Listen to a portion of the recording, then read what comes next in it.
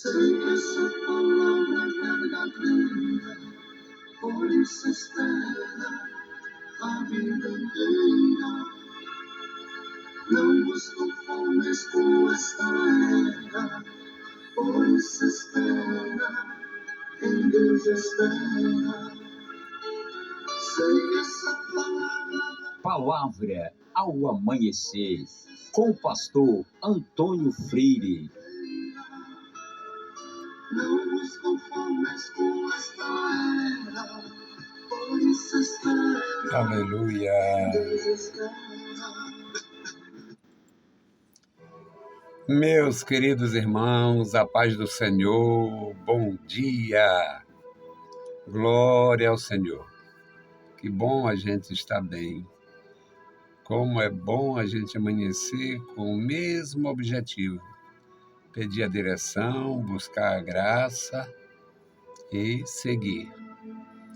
Há uma promessa extremamente importante para quem prossegue, para quem prospera. Prosperar no caminho de Deus. Seguir caminhando. Prosseguir apesar das lutas, apesar de tudo. Prosseguir. Não existe ninguém, não tem ninguém que tenha sido premiado por ser ruim, por ser o pior. Muito embora saibamos que tem pessoas que existe praticamente um prêmio consolação, mas o nosso Deus, Ele nos orienta e nos capacita para viver o melhor possível, fazer o melhor possível. E nada melhor do que começar o dia com este pensamento. Vamos buscar a graça e aprender juntos aqui em Marcos capítulo 14. A vida humana ela é pontilhada de aflições, de angústia, e todos nós conhecemos isto, em menor ou maior escala. Muitos têm uma história de sofrimento e outros têm algum sofrimento na história. Tem pessoas que têm uma história de rejeição. Outras pessoas têm alguma rejeição enquanto caminham. E nós aprendemos com Jesus que tanto faz, em qualquer situação, é necessário buscar a direção na oração. O nosso texto, Marcos 14, 32 a 38. O elemento contido aqui é o próprio Cristo. E nós temos o benefício do ensinamento dele. E foram a um lugar chamado Getsemane e disse aos seus discípulos: assentai-vos aqui, enquanto eu oro. E tomou consigo Pedro, Tiago e João e começou a ter pavor e a angustiar-se.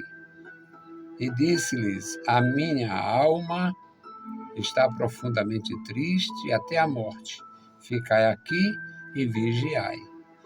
E tendo ido um pouco mais adiante, prostrou-se em terra e orou para que, se fosse possível, passasse dele aquela hora. E disse: Abba, Pai, todas as coisas te são possíveis. Afasta de mim este cálice. Não seja, porém, o que eu quero, mas o que tu queres. E chegando, achou-os dormindo. E disse a Pedro: Simão, dormes? Não podes vigiar uma hora? Vigiai e orai, para que não entreis em tentação. O espírito, na verdade, está pronto, mas a carne é fraca.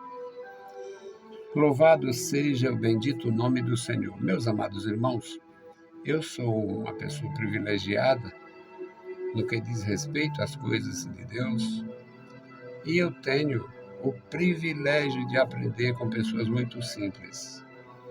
Tinha um pregador que pregava nas praças, o pastor, na verdade ele era um leigo, mas a maioria das pessoas chamava o pastor da coluna da hora. Era o irmão Saldanha. Ele era membro da primeira igreja batista, na Silva Paulé. Tinha uma vida de consagração que não se moldava a um padrão de esperar que chegasse o domingo para fazer alguma coisa. E ele pregava na praça. Ele orava pelas pessoas. E uma vez, eu ouvindo o irmão Saldanha pregar, nos anos 70, eu acho, o irmão Saldanha disse, pregando nesse texto, ele disse, muitos se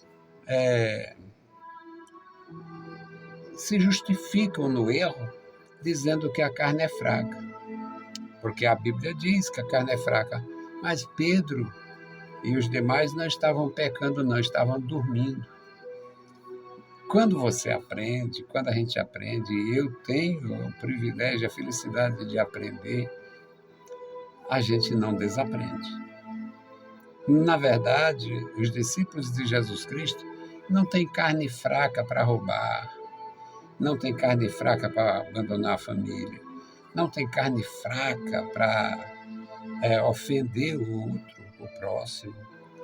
Os discípulos de Jesus Cristo não têm carne fraca para ficar de galho em galho, atrás, censurando e murmurando e reprovando, não. Não é carne fraca, isso é incredulidade. Aqui o ensinamento, depois de tantos anos, dos anos 70 para cá, me lembrar do que eu ouvi e aprendi com o irmão Saldanha, um homem simples que pregava a palavra de Deus. E não sei se naquele tempo as igrejas tradicionais eram muito fechadas. Eu não sei se algum dia o irmão Saldanha pregou na igreja dele, porque as igrejas tinham muitos cuidados e só deixava pregar os homens habilitados, digamos, culturalmente, no seminário. Mas ele tinha tanta graça e tanto desejo de falar do amor de Jesus que adotou a praça e pregava na praça. Então, aqui nós temos, meus amados, o testemunho da experiência humana chamada aflição. O Senhor Jesus estava na conclusão da sua missão e ele foi para o Getsemane. Era um horto, era um lugar arborizado, tinha muitas oliveiras. Segundo os historiadores, ali existia moinho natural de fazer o azeite, porque hoje tudo é danificado, tudo é detonado em todo lugar, muita perversidade, mas na época quem era que ia, né, danificar um moinho, um moinho de uma máquina de fazer azeite, mesmo estando no lugar público? E, segundo dizem, ali tinha, na verdade, a palavra Getsemane é prensa de azeite. Tinha ali, segundo os historiadores, um lugar de extrair o azeite, já que tinha tanta produção. Mas era um lugar espaçoso, um lugar de tranquilidade, só iria ali se quisesse realmente ficar sós, meditando, ou conversando entre si, pessoas ali que tivessem o mesmo sentimento, o mesmo pensamento. Aí o Senhor Jesus estava lá com seus discípulos, ele se ausentou da maioria e foi orar, pedindo misericórdia, pedindo a graça necessária. Ele era o Filho de Deus, mas nós não podemos nunca esquecer. Não havia um mistério ali, um misticismo na pessoa de Jesus. Ele se fez carne, habitou entre nós, ele tinha a nossa natureza, ele não tinha o nosso pecado. ele sentia a dor, a tristeza, a aflição, a emoção, ele se alegrava, ele se regozijava. Quando ele diz, graças te dou, ó Pai, ele está se regozijando. Portanto, Jesus tinha a nossa natureza, a nossa experiência de vida, de buscar, de receber, de procurar. Ele não tinha, era o pecado. Nosso pecado ele não tinha, ele tomou para si. Tomou sobre si. Para nos livrar, ele tomou o nosso fardo.